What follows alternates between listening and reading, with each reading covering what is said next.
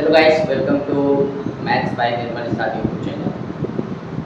तो इन दिनों हम लोग राकेश यादव सर की जो बुक है 9700 प्लस मैथ, उसका चैप्टर हाइट एंड डिस्टेंस कर रहे हैं। और हाइट एंड डिस्टेंस में मैंने अभी तक 10 क्वेश्चन कवर कर दिए।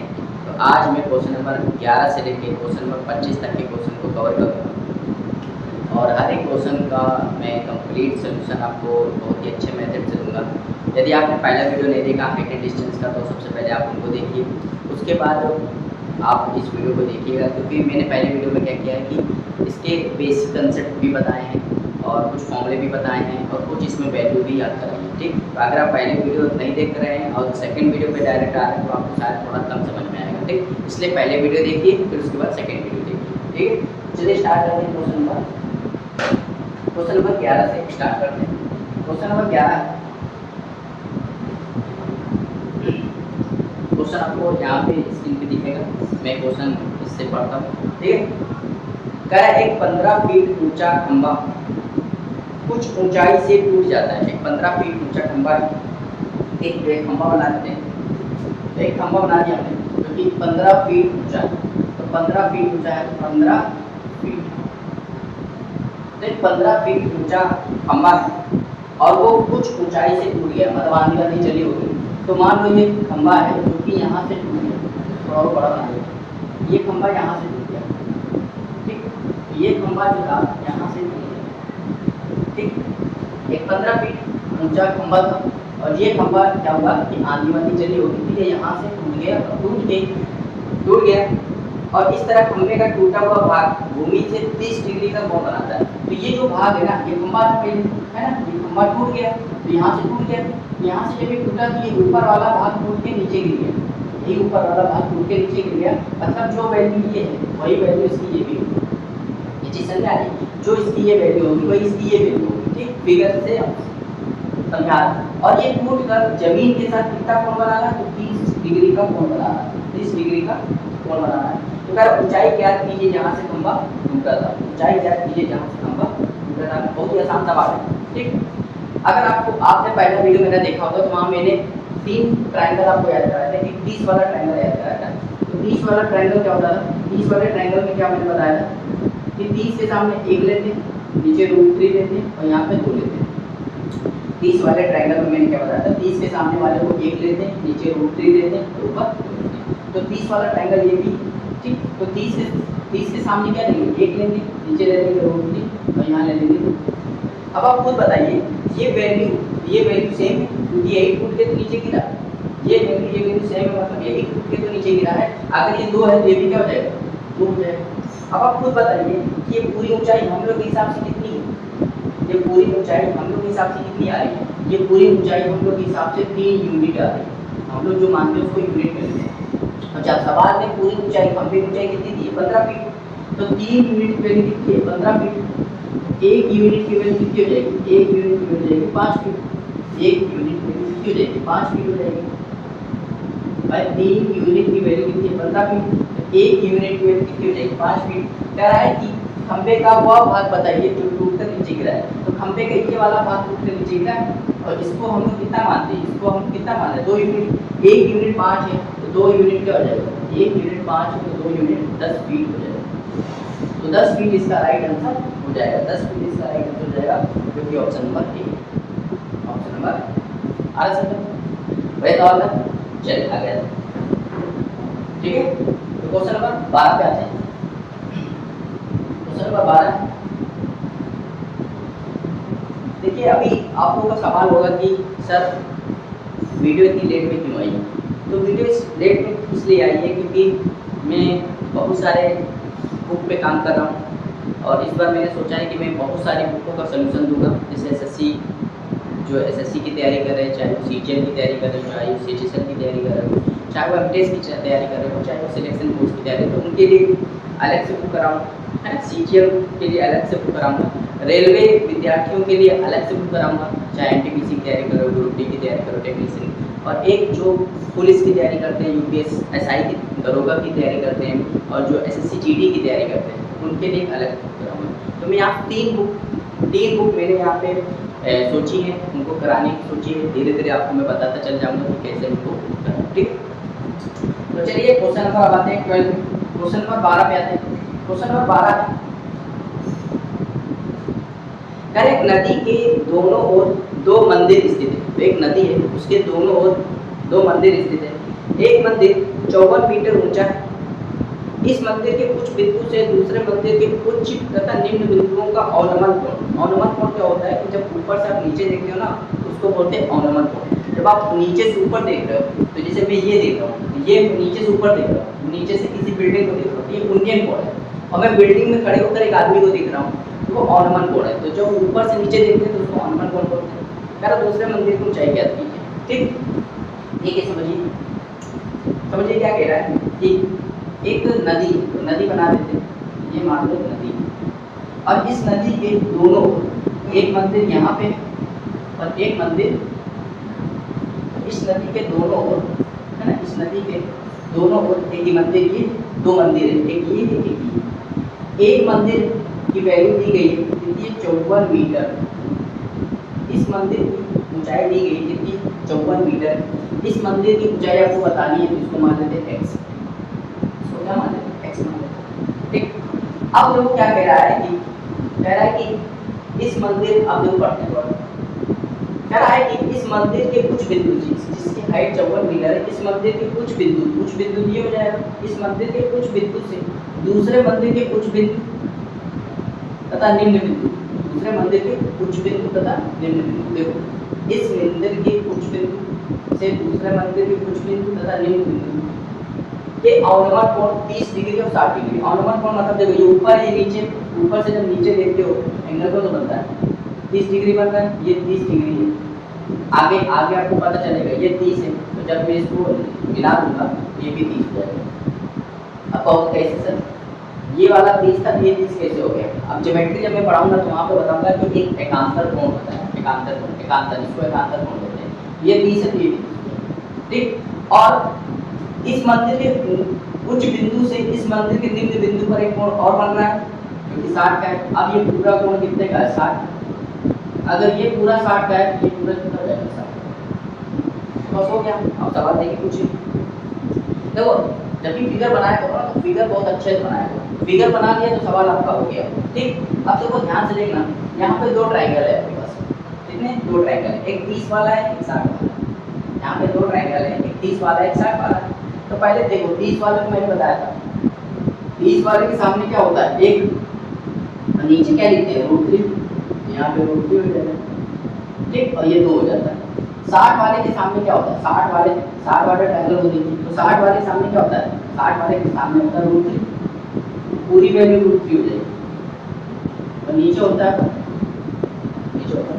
अब देखो ध्यान से देखना, इसमें ये देखा करो, वैल्यू लिखने के बाद आप ये देखा करो, देखो यहाँ ये देखिए, ये जो है ये लेंथ जो है हम लोग के हिसाब से कितनी है, √3। ये लेंथ हम लोग के हिसाब से कितनी है, √3। और यहाँ पे देखिए ये लेंथ जो है वही लेंथ ये होगी, क्योंकि आमने सामने की भुजा बराबर होगी। अगर ये √3 तो ये भी √3 होगी, लेकिन यहाँ पे तो 1 है। और इसका रिलेशन इसके साथ, अगर ये 1 है, यहाँ पे √3 है, ये वैल्यू √3, ये भी √3 होगी। इसको √3 बनाने के लिए √3 से मल्टीप्लाई करोगे, और इसका रिलेशन इसके साथ, इधर भी √3 से मल्टीप्लाई करोगे। तो √3 करोगे कितना हो जाएगा, 3 हो जाएगा। और 1 में √3 का करोगे तो हो जाएगा √3। अब देखो ये वाली साइड यहाँ पे भी √3 हो गई, यहाँ पे भी √3 हो गई। अब देखो ध्यान से देखो, पूरी ऊंचाई कितनी है हम लोग के हिसाब से, पूरी ऊंचाई कितनी है, 3 है पूरी ऊंचाई। जबकि ये कितना है, 1 है, ये कितना होगा, 2। खुद बताओ भाई, ये पूरी ऊंचाई कितनी है हम लोग के हिसाब से, तो होगा 3। ये 1 है तो ये क्या होगा, 2। अगर ये 2 है तो ये क्या होगा, 2 यूनिट। ये सब जो हम लोग करते हैं ना उसको यूनिट बोलते हैं, है ना, जो हम लोग करते हैं उसको यूनिट बोलते हैं, ठीक। अब हम लोग को यही वाला बताना है। अब खुद बताओ भाई, ये हाइट हम लोग के हिसाब से कितनी है, हम लोग के हिसाब से तो 2, ये 3 है कि नहीं, तो हम लोग के हिसाब से ये हाइट 3 यूनिट है। जबकि सवाल में दिया है ये पूरी हाइट कितनी है, सवाल में दिया है 54 मीटर, तो 3 यूनिट की वैल्यू 54 मीटर है, 1 यूनिट की वैल्यू कितनी हो जाएगी, 18 मीटर। अगर 1 यूनिट 18 मीटर है तो हमको ये बताना है, तो ये 2 यूनिट है, तो 2 यूनिट कितना हो जाएगा, अगर 1 यूनिट 18 है तो 2 यूनिट कितना हो जाएगा, 36। 36 मीटर इसका क्या हो जाएगा, राइट आंसर हो जाएगा। ऑप्शन नंबर आ रहा है समझ में? एक बार बहुत ही आराम से बता रहा हूँ, एक एक सवाल को मैं बहुत ही डिटेल में बता रहा हूँ, ठीक है। आगे देखते हैं क्वेश्चन नंबर आते हैं 13 पे। क्वेश्चन नंबर 13, क्वेश्चन नंबर 13 है, क्वेश्चन नंबर 13 है। दो ऊर्ध्वाधर खंभों के बीच की दूरी 60 मीटर है, तो दो खंभे के बीच की दूरी 60 मीटर है। उनमें से एक खंभे की ऊंचाई दूसरे खंभे की ऊंचाई से दुगनी है, मतलब एक खंभा दूसरे के डबल है। उन खंभों के आधारों को जोड़ने वाली रेखा के मध्य बिंदु से उन खंभों के शीर्ष बिंदु के उन्नयन कोण परस्पर पूरक है। पूरक का मतलब होता है जब दो कोण का एंगल 90 होता है तो वो पूरक होता है। अगर पहला एंगल थीटा है तो दूसरा 90 माइनस थीटा है। तो कह रहा है खंभों की ऊंचाई कहते हैं। बहुत ही आसान सवाल है। सवाल क्या कर रहे हैं, कह रहा है दो खंभे, एक खंभा ये और एक खंभा ये, और इनके बीच की दूरी कितनी है, 60 मीटर। ये 60 मीटर, ठीक।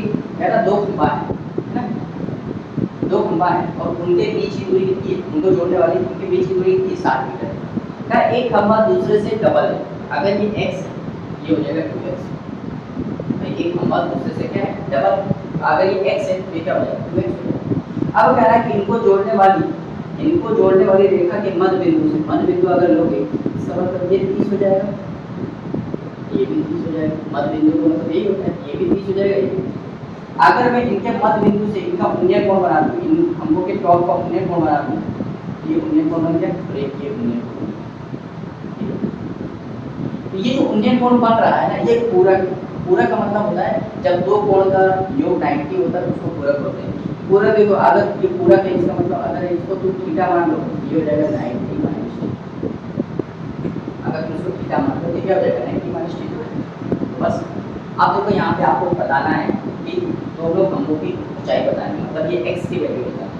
तो आप यहाँ खुद बताइए, यहाँ पे एंगल तो दिया ही नहीं, एंगल मतलब थीटा में दिया।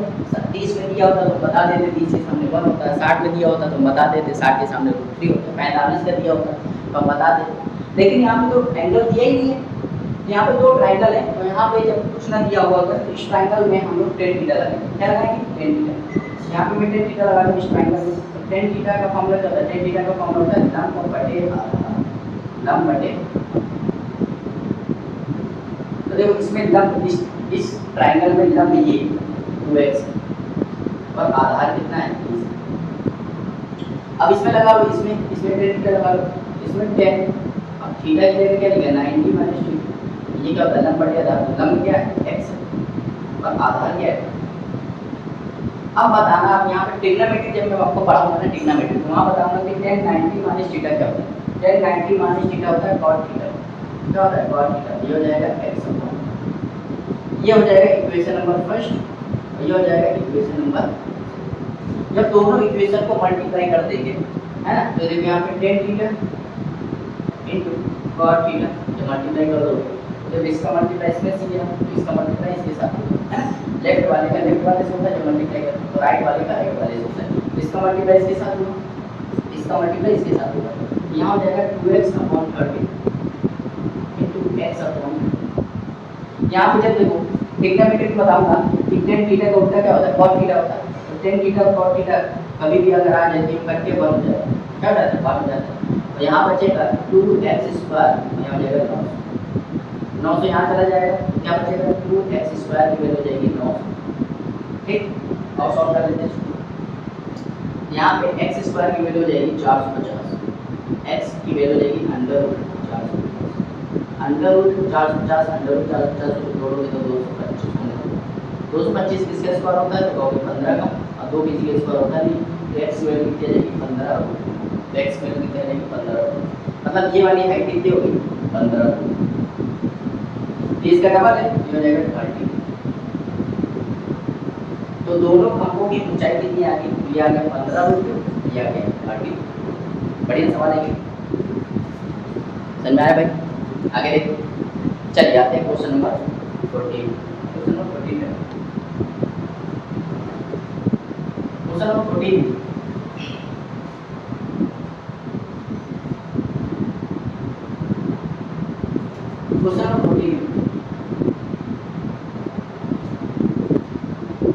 कह रहा है किसी खंबे के एक और स्थित बिंदु ए से, बिंदु ए तथा बी से, मतलब एक खंबा है उसके एक और एक बिंदु ए है और एक बिंदु बी, तो बिंदु ए और बी से एक खंबे के कुछ बिंदु का उन्नयन कोण क्रमशः 15 और 30 है ना। मतलब एक खंबा है, उस खंबे के एक और दो बिंदु है, जहाँ से अगर तुम देखोगे उसके टॉप बिंदु, खंबे के जो टॉप पॉइंट होगा उसको देखोगे तो एक 15 एंगल बनता है, एक 30 एंगल बनता है। यदि ए और बी खंबे के एक और स्थित और ए बी की वैल्यू 48 तो कह रहा है खंबे की ऊंचाई बताइए। देखिए भाई बहुत आसान सवाल है। क्या कह रहा है खंबा है, खंबे के इस ओर दो पॉइंट है, एक पॉइंट ये है ए और एक पॉइंट ये है ना, एक पॉइंट है ए और एक पॉइंट है, एक पॉइंट है ए और एक पॉइंट है, ठीक। और इनकी वैल्यू, इनके बीच की दूरी कितनी दी गई 48 मीटर, 48। अगर तुम यहाँ से देखोगे इनके टॉप, खंबे के टॉप बिंदु को देखोगे, ये बना रहा है 15 डिग्री, ये बना रहा है 30 डिग्री, तो इसमें कंफ्यूजन नहीं होनी चाहिए भाई। जो खंबे के बगल में होगा ना वो ज़्यादा एंगल बनाएगा, और जो खंबे से दूर होगा वो कम एंगल बनाएगा, ये बात याद रखना। तो अगर आपको कभी कंफ्यूजन हो रही है 15 किसको दे, ये देखा करो खंबे के जो पास वाला होगा वो बड़ा होगा, खंबे के दूर वाला छोटा होगा। तो अगर आपसे ये पूछ रहा है तो कह रहा है खंबे की, क्या पूछा है, खंबे की ऊंचाई बताइए, तो आपको ये बताना। बहुत ही आसान सवाल है, इसको तो बहुत आसानी से कर लो, ठीक। ये होता है 90, क्या होता है, ठीक। तो देखो ना इसको कैसे करेंगे, इसको कैसे करेंगे, ठीक है। चलो भाई कर देखो, आपने एक ज्योमेट्री जब आप पढ़ाऊंगा ज्योमेट्री, वहाँ पे बताऊंगा, जैसे मान लो कोई ट्रायंगल है, कोई ट्रायंगल है, ट्रायंगल लीजिए, मान लो कोई ट्रायंगल है, ठीक।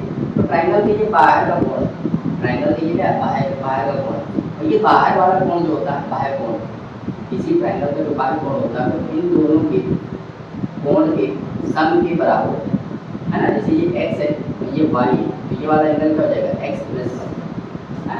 तो बाहर कोण क्या होता है, बाहर कोण क्या होता है कि अंदर वाले जो कोण होते हैं उसका अपोजिट के सम के बराबर होता है, बाहर कोण अंदर वाले के अपोजिट के सम के बराबर होता है। मतलब ये वाला कोण बताना, जैसे कोई ट्रायंगल है, फिर बता, जैसे कोई ट्रायंगल है, जैसे ये कोण निकालना है, ये कोण इसको छोड़ के इन दोनों के सम के बराबर होता है। मतलब जैसे x है ये y, ये क्या हो जाएगा x प्लस y, ठीक।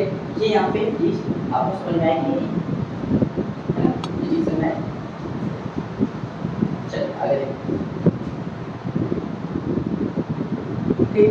आगे आप लोगों को ध्यान देना, अगर ये 30 है, अगर ये क्या है 30 है, तो ये वाला एंगल बाहर कोण है, इस ट्रायंगल का देखा जाए तो ये वाला कोण बाहर कोण है, और ये वाला कोण इसको छोड़ के इन दोनों के सम के बराबर होगा।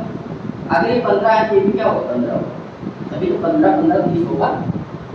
अब एक चीज और होता है, इसी ट्रायंगल में अगर दो एंगल बराबर हो जाए, इसी ट्रायंगल में अगर दो एंगल बराबर हो जाए तो उनके आमने सामने की भुजा भी बराबर हो जाती है। जैसे देखो इस ये भी 15 ये भी 15, मतलब इसके सामने वाली ऊंचाई ये और इसके सामने वाली ऊंचाई दोनों बराबर हो जाए, तो इसके सामने से 48 है तो इसके सामने भी 48 हो जाएगा, मतलब ये भी 48 मीटर हो जाएगा, ठीक है, ये 48 मीटर हो जाएगा।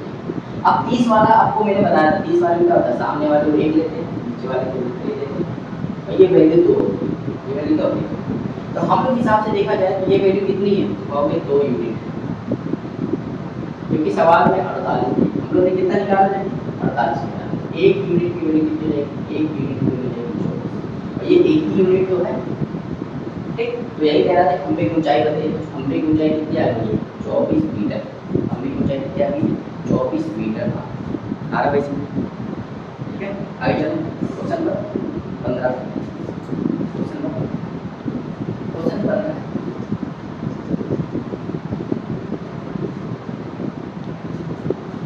क्वेश्चन नंबर 15 करें 6 फीट लंबे आदमी की छाया 4 फीट लंबी है, उसी समय एक झंडे की छाया 50 फीट लंबी है, कह रहा है झंडे की ऊंचाई है। जब आपकी कभी भी पूछा जाए उसी समय का मतलब होता है कि एंगल से, यहाँ पे तो उसी समय का मतलब होता है दो ट्रायंगल बन रहे हैं, एक ट्रायंगल ये और एक ट्रायंगल, दोनों एंगल से, मतलब इसमें में एंगल अगर थीटा है तो इसमें भी एंगल थीटा होगा। ये इसकी h1 होती है और ये क्या होता है x1, ये होता है इसका h2, ये होता है h2। आप लोग सवाल देखिए, कह रहा है कि एक 6 फीट लंबे आदमी, तो 6 फीट लंबा आदमी है, ठीक, और इसकी छाया कितनी बन रही है 4 फीट बन रही है, 6 फीट लंबा आदमी, उसकी छाया 4 फीट। उसी समय एक झंडे की छाया 50 फीट है। कह रहा है झंडे की ऊंचाई क्या है, तो देखो खुद भाई है ना। जब भी एंगल सेम होता है, जब एंगल सेम होता है तो याद रखना h1/x1 इक्वल टू होता है h2/h2। h1 की वैल्यू कितनी है 6 और x1 की वैल्यू कितनी है 4। h2 निकालना है और x2 की वैल्यू कितनी है 50। 2 से काटोगे 3 बार, 2 से काटोगे 2 बार, 2 से काटोगे 25, मल्टीप्लाई कर दोगे h2 की वैल्यू कितनी आ जाएगी 75 मीटर। इसका क्या हो जाएगा, राइट आंसर हो जाएगा ऑप्शन। आगे चले क्वेश्चन को सॉल्व करें। बढ़िया सवाल है। बस इसमें ये याद रखना है कि जब एंगल बराबर होता है, जब एंगल बराबर होता है तो फॉर्मूला लग जाता है h1/x1 h2/x2 h2/x2 है ना। समझ आ रहा है कि नहीं आ रहा। चलिए भाई आगे आते हैं क्वेश्चन नंबर 16 पे। क्वेश्चन नंबर 16 क्या है, क्वेश्चन नंबर 16 है कह रहे 50 मीटर लंबे धागे के साथ पतंग उड़ाता है। कोई 50 मीटर लंबा धागा है, उसी से पतंग उड़ाता है। यदि पतंग का धागा क्षैतिज के साथ 60 का कोण बनाए तो भूमि से पतंग की ऊंचाई क्या है। पतंग वाला सवाल कभी भी आए ना तो आप ये ट्रायंगल बना दीजिए। पतंग वाला सवाल कभी भी ये ट्रायंगल बना दीजिए। ये पतंग का क्या होता है, धागा है ना। तो ये भूमि से पतंग की क्या होती है ऊंचाई, और ये होता है आदमी है ना, इतनी दूर का। ठीक, तो कह रहा है कि क्या कह रहा है कि 50 मीटर लंबे धागे, ये 50 मीटर कितना है 50 लंबे धागा 50 मीटर लंबा धागे के साथ पतंग उड़ाता है। यदि पतंग का धागा क्षैतिज रेखा के साथ क्षैतिज रेखा के साथ कितना कोण बनाता है 60 डिग्री।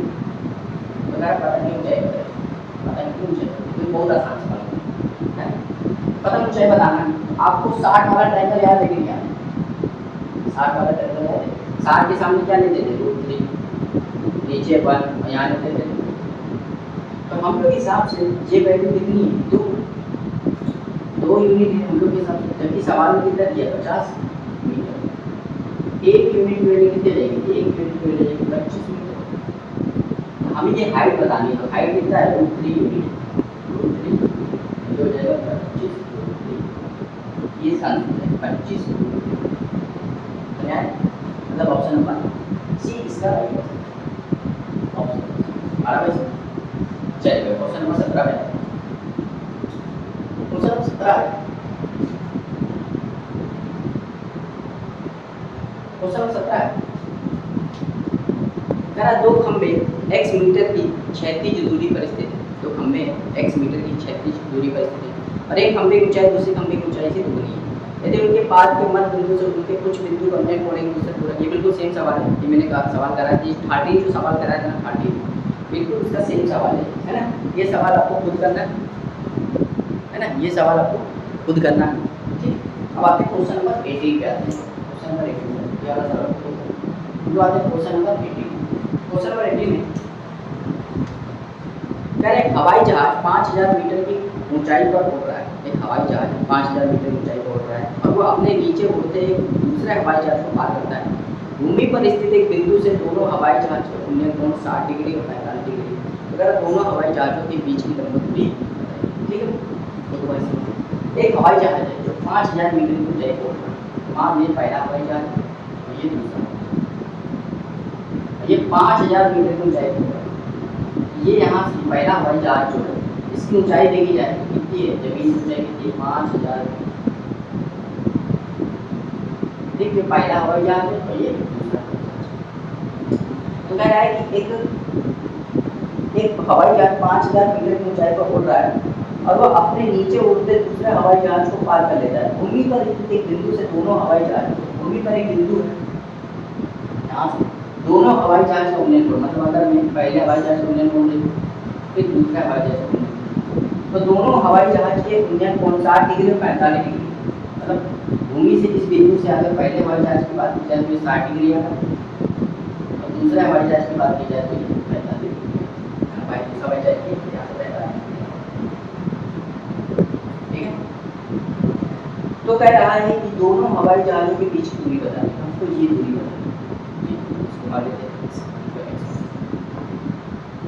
बहुत ही आसान सवाल।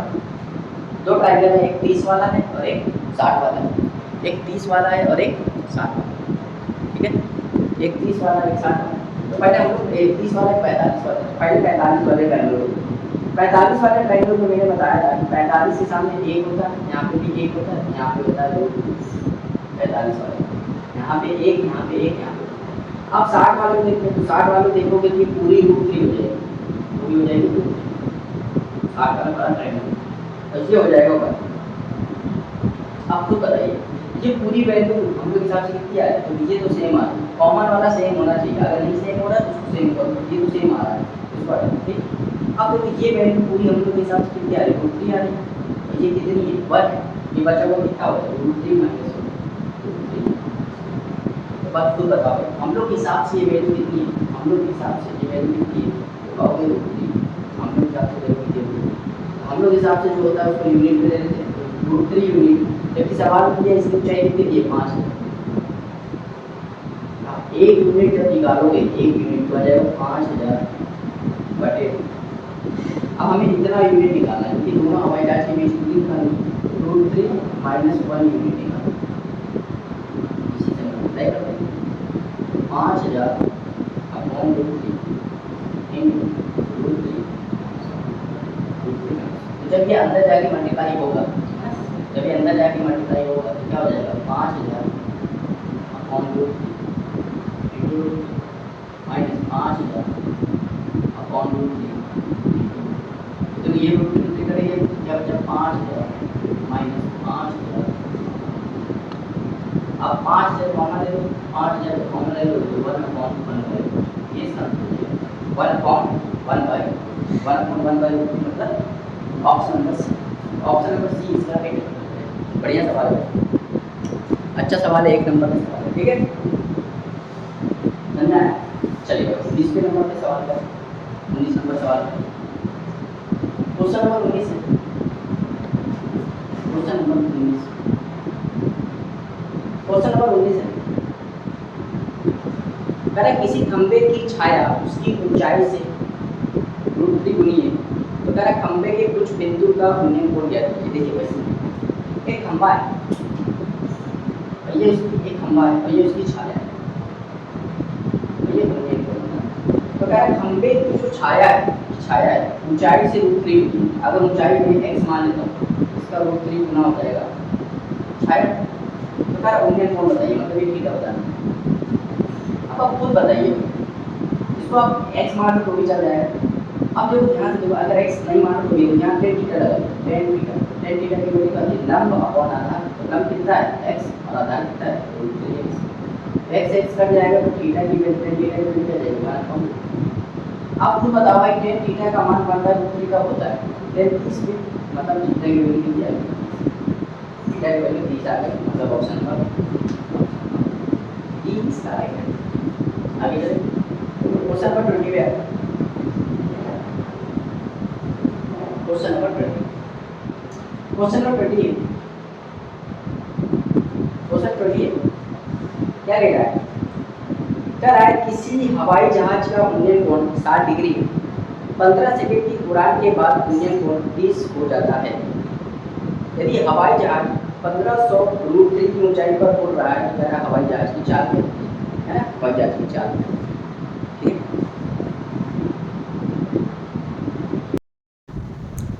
हवाई जहाज की चाल, ठीक भाई।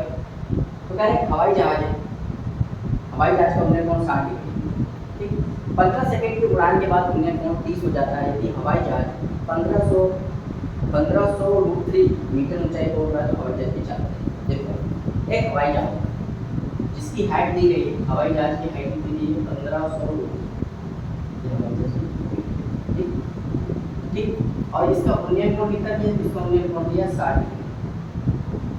15 सेकंड तक उड़ने के बाद इसका उन्नयन कोण 30 हो गया। अब आप खुद बताइए, यहाँ पे हवाई जहाज का उन्नयन कोण पहले 60, फिर 15 सेकंड उड़ा, तो अब यहाँ भी जा सकता है, यहाँ भी जा सकता है।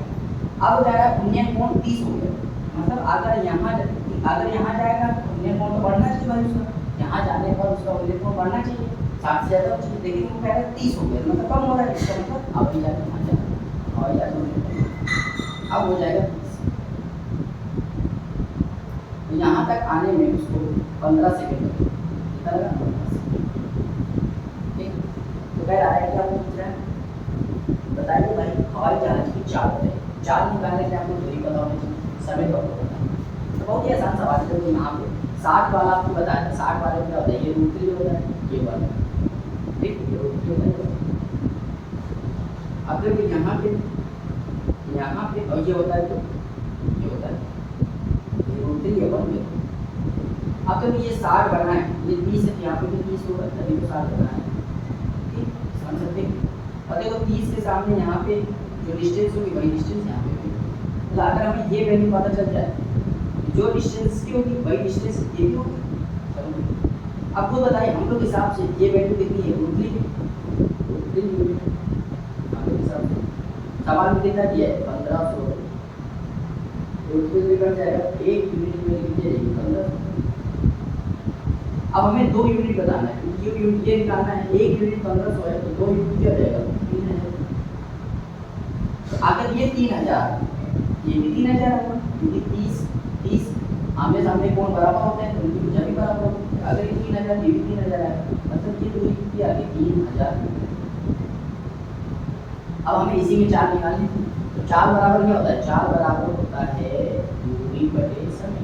चाल बराबर क्या होता है, दूरी बटे समय। तो दूरी कितनी है 3000, और समय कितना लग रहा है, यहाँ से यहाँ तक क्या है 15 सेकंड।